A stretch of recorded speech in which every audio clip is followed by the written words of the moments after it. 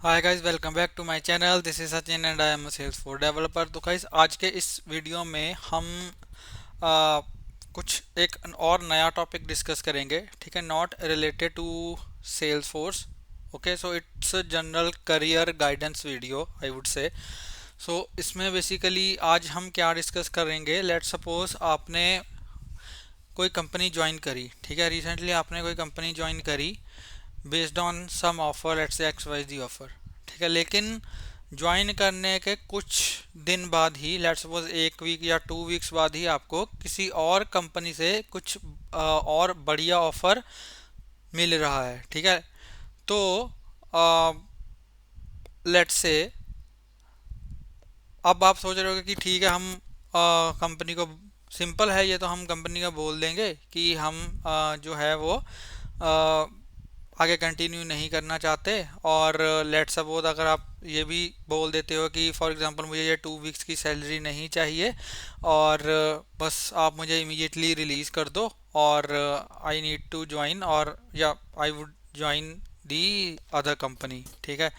या फिर अगर लेट से आप ये नहीं बोलते हो कि मुझे किसी और कंपनी से बेटर ऑफर है तो मैं ज्वाइन नहीं, मैं आगे कंटिन्यू नहीं करना चाहता, ठीक है। तो आप सोच रहे हो कि अगर मैं कह देता हूँ या कह देती हूँ कि 2 वीक्स की सैलरी या 1 वीक की सैलरी मुझे नहीं चाहिए, आप मुझे इमीडिएट रिलीज़ कर दो, और आप नेक्स्ट डे से ही लेट से ज्वाइन करना बंद कर देते हो और आप एब्सकॉन्ड कर देते हो कंपनी को, और आप कहीं और ज्वाइन कर लोगे इजीली, ठीक है। So that is not the case. अगर आप ऐसा सोच रहे हो तो ऐसा बिल्कुल भी नहीं होता, ठीक है। So based on the offer letter, जो भी ऑफर लेटर में चीज़ें मैंशनड हैं, ठीक है, लेट्स से अगर आपने रिसेंटली ज्वाइन किया तो आपका प्रोवेशन पीरियड स्टार्टिंग में होता है, ठीक है, which is of 6 months in most of the cases. तो उस प्रोवेशन में आपका कुछ स्पेसिफिक नोटिस पीरियड होता है। लेट सपोज अगर आपका नॉर्मल, अगर आपका प्रोवेशन कंप्लीट हो चुका है तो लेट सपोज आपका 3 मंथ्स का नोटिस पीरियड है, ठीक है। लेकिन प्रोवेशन में लेट से आपका 1 मंथ का नोटिस पीरियड है, तो आपको वो 1 मंथ का नोटिस पीरियड कवर करना ही पड़ेगा, ठीक है। अगर आपके ऑफर लेटर में जितना भी मेंशन्ड है इन यूर प्रोवेशन पीरियड, अगर कई केसेस में तो 3 मंथ्स का भी होता है, प्रोवेशन में भी 3 मंथ्स का नोटिस पीरियड होता है और नॉर्मल भी 3 मंथ्स का होता है। कई कंपनीज की पॉलिसीज होती हैं कि वो प्रोबेशन में भी 3 मंथ्स का ही नोटिस पीरियड रखती हैं। लेकिन उस केस में जब एम्प्लॉय छोड़ना चाहता है इन प्रोवेशन पीरियड, अगर कंपनी को निकालना है आपको प्रोवेशन पीरियड में, तो वो मैक्स टू मैक्स 15 दिन में आपको निकाल देंगे, ठीक है। आपको परफॉर्मेंस इंप्रूवमेंट प्रोग्राम में वो डालेंगे और 15 दिन में वो आपको डाटा बाय बाय कर देंगे, ठीक है। तो ये मोस्ट ऑफ दी केसेस में ये जो 3 मंथ्स का नोटिस पीरियड या प्रोबेशन में जितना भी नोटिस पीरियड होता है वो मोस्टली एम्प्लॉय के ऊपर अप्लाई होता है, कंपनीज पे अप्लाई नहीं होता, ठीक है। So this is the reality. और लेट्स से अगर आप ये सोच रहे हो कि ठीक है, मैं नेक्स्ट डे से ही जाना बंद कर दूंगा, मेरा कंपनी क्या कर लेगी, ठीक है, मैं सैलरी नहीं लूंगा, ज़्यादा से ज़्यादा क्या होगा, 15 दिन की सैलरी नहीं मिलेगी, मैं किसी और कंपनी में तो ज्वाइन कर ही लूंगा, ठीक है। तो इतना ईजी नहीं होता, क्योंकि जो भी आपकी एम्प्लॉयमेंट हिस्ट्री होती है वो आपके पीएफ अकाउंट से अटैच होती है, ठीक है, आपके पीएफ अकाउंट से अटैच होती है। लेट्स से आपने कंपनी में बोला या अपने मैनेजर से बोला कि मैं कल से नहीं आ रहा हूँ, कि मेरे पास कोई बेटर ऑफर है या फिर मुझे कंटिन्यू नहीं करना है और मैं कल से नहीं ज्वाइन करूँगा, ठीक है। तो उस केस में क्या होगा कि अगर आपने कंपनी को एब्सकॉन्ड किया है, ठीक है, तो आपको आपके रिलेटेड डॉक्यूमेंट्स जो भी हैं वो नहीं कंपनी देगी, चाहे वो 15 दिन का हो, इवन वो एक हफ्ते का हो, इवन वो एक दिन का भी हो, ठीक है। अगर आपका जो एम्प्लॉयमेंट है उस कंपनी से रिलेटेड अगर आपके पीएफ हिस्ट्री में वो शो हो गया, तो आपकी बैकग्राउंड वेरिफिकेशन नेक्स्ट कंपनीज में नहीं कंप्लीट होगी, ठीक है। और आपकी बैकग्राउंड वेरिफिकेशन फेल हो जाएगी क्योंकि आपके पास रिलेटेड कंपनी के डॉक्यूमेंट्स नहीं होंगे और आप उसको जस्टिफाई नहीं कर पाओगे, ठीक है।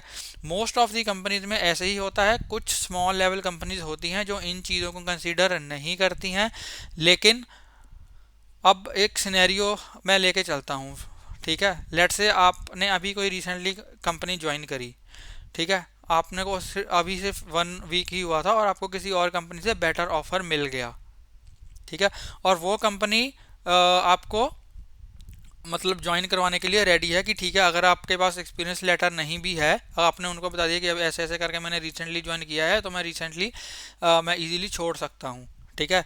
तो वो कंपनी लेट से रेडी हो जाती है आपको ज्वाइन करवाने के लिए विदाउट एनी एक्सपीरियंस लेटर या रिलीविंग लेटर, ठीक है। लेकिन अब उस कंपनी में तो आपने ज्वाइन कर लिया, लेकिन उस कंपनी के बाद आप जिस भी कंपनी में जाओगे तो वो आपके रिलेटेड एक्सपीरियंस लेटर्स और रिलीविंग लेटर्स मांगते हैं, ठीक है। तो वहाँ पे आपकी जो वेरिफिकेशन है वो कंप्लीट नहीं होगी और आप मतलब आप उस कंपनी में ज्वाइन नहीं कर पाओगे, ठीक है। कुछ कंपनी में क्या होता है कि जो बैकग्राउंड वेरिफिकेशन है वो ज्वाइनिंग से पहले होती है, या फिर जब आप ज्वाइन करते हो तो विद इन 45 डेज आपको सारे डॉक्यूमेंट सबमिट करवाने होते हैं। अगर आप वो डॉक्यूमेंट सबमिट नहीं करवा पाते, ठीक है, तो आपकी बैकग्राउंड वेरिफिकेशन फेल हो जाती है और आपको वो कंपनी छोड़नी पड़ती है, ठीक है। मतलब कंपनी ही आपको जो है वो निकाल देती है। तो ये इतना सिंपल सिनेरियो नहीं है जितना आप सोच रहे हो, ठीक है। और अगर आप ऐसा करते हो तो मतलब काफ़ी ज़्यादा रिस्की है करियर वाइज, कि एक बार अगर आपने कोई कंपनी छोड़ दी जिसके पास आपको आपके जिसके पास आप जिस जिसके आपके पास एक्सपीरियंस लेटर और रिलीविंग लेटर्स वगैरह प्रॉपर डॉक्यूमेंट्स नहीं है, और उसकी जो एम्प्लॉयमेंट है वो आपकी ईपीएफ हिस्ट्री में शो हो रही है, तो वहाँ पे आपको ये जस्टिफाई करना बहुत मुश्किल हो जाएगा, ठीक है। इसलिए मैं ये सजेस्ट करता हूँ कि अगर आपके पास बेटर ऑफर आ गया है, ठीक है, तो सबसे पहले तो आप उस कंपनी को कन्विंस करो जिसमें आप जाने वाले हो कि this is your notice period in probation, so you need to complete that notice period, ठीक है। या फिर आप अपने मैनेजर से डिस्कस करो कि अगर वो आपको अर्ली रिलीज देने के लिए रेडी हो जाते हैं तो ये बेस्ट पॉसिबल सोल्यूशन है, ठीक है। अगर तो वो कंपनी जिसमें आप जाना चाहते हो, अगर तो वो रेडी हो जाते हैं प्रोवेशन पीरियड मतलब जो भी आपका नोटिस पीरियड है उसके लिए, तो वो भी बढ़िया है। और अगर आपका मैनेजर आपको अर्ली रिलीज करने के लिए रेडी हो जाता है तो वो भी बढ़िया चीज़ है, क्योंकि आपने अभी रिसेंटली ही ज्वाइन करा होगा तो आपकी प्रोजेक्ट पे इतनी अभी डिपेंडेंसी नहीं होगी, ठीक है। तो उस केस में आपको अर्ली रिलीज मिल सकती है। लेकिन कुछ केसेस में क्या होता है कि मैनेजर मना कर देता है कि हम आपको अर्ली रिलीज नहीं कर सकते, आपने ज्वाइन अभी रिसेंटली क्यों किया था, ये किया था वो किया था, काफ़ी डिस्कशन चलती है, तो आपको अर्ली रिलीज नहीं मिलती है। तो उस केस में आपको जो भी आपका नोटिस पीरियड है वो सारा सर्व करना पड़ेगा और आपको करना चाहिए। अगर आप रिस्क लेते हो और आपके ईपीएफ हिस्ट्री में वो शो हो जाता है और आपके पास प्रॉपर डॉक्यूमेंट्स नहीं है, तो आपकी जो बैकग्राउंड वेरिफिकेशन है वो फेल हो जाएगी। क्योंकि जो भी बड़ी बड़ी एमएनसी है जैसे टीसीएस है, इन्फोसिस है, कैपजेमिनी है, एनटीटी डेटा है, ठीक है, एक्सेंचर वगैरह है, काफ़ी जो बड़ी बड़ी कंपनीज है वो थॉरोली बैकग्राउंड चेक करती हैं। अगर उन केसेस में आपका बैकग्राउंड जो है वो फेल हो गया, अगर उन केसेस में आपका जो बैकग्राउंड है वो फेल हो गया, तो आप मतलब वो कंपनी आप ज्वाइन नहीं कर सकते, ठीक है। तो बेस्ट सिनेरियो यही है कि आप जो भी आपका नोटिस पीरियड है आप वो नोटिस पीरियड प्रॉपरली सर्व करो, ताकि उस ड्यूरेशन के आपके पास प्रॉपर डॉक्यूमेंट्स आपको मिले, रिलीविंग लेटर मिले, एक्सपीरियंस लेटर मिले, और आप आगे की कंपनी में वो दिखा पाओ और आपकी जो ईपीएफ हिस्ट्री है वो मेंटेन रहे, ठीक है। उसमें कोई भी मिसमैच ना हो कि उसमें कोई ऐसी कंपनी का नेम है जिसके डॉक्यूमेंट्स आपके पास नहीं है, तो आपकी बैकग्राउंड वेरिफिकेशन जो है वो फेल हो जाएगी, ठीक है। तो ये था आज का मतलब एक वीडियो रिगार्डिंग करियर।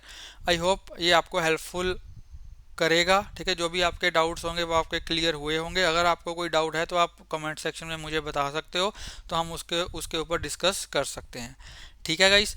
तो आई होप आपको वीडियो अच्छा लगा होगा। अगर आपको ये वीडियो अच्छा लगा हो तो प्लीज़ इस वीडियो को लाइक करें, शेयर करें और मेरे यूट्यूब चैनल को सब्सक्राइब करें, और प्लीज़ बेल आइकन को हिट कर देना ताकि मेरी लेटेस्ट वीडियोज़ की नोटिफिकेशन आपको मिलती रहे और आपसे कोई भी वीडियो मिस ना हो। मिलते हैं एक नई वीडियो में एक नए टॉपिक के साथ, तब तक के लिए हंसते रहिए, मुस्कुराते रहिए, सीखते रहिए और सिखाते रहिए। Thank you for watching.